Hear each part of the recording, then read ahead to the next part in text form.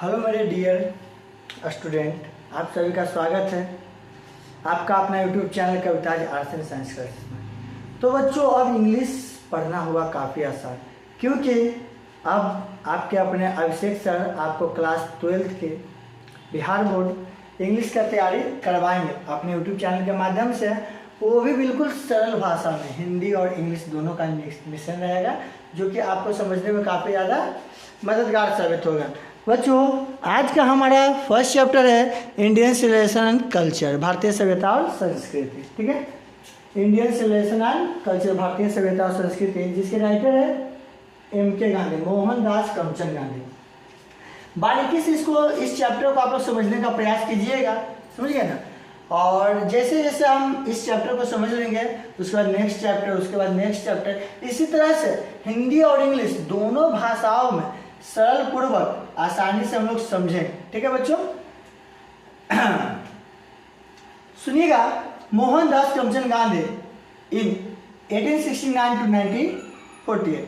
मोहनदास करमचंद गांधी का जन्म हुआ था 1869 ईस्वी में और मृत्यु हुआ था 1948 ईस्वी में। आपसे कोई भी पूछेगा कि गांधी जी का जन्म कब हुआ था बच्चों, 2 अक्टूबर 1869 एंड डेथ कब हुआ था 30 जनवरी 1948, याद रखिएगा, दिल्ली में, और जन्म हुआ था गुजरात के पोरबंदर में। पॉपुलरली नोन एज बापू और the father of the nation was more a spiritual leader than a politician.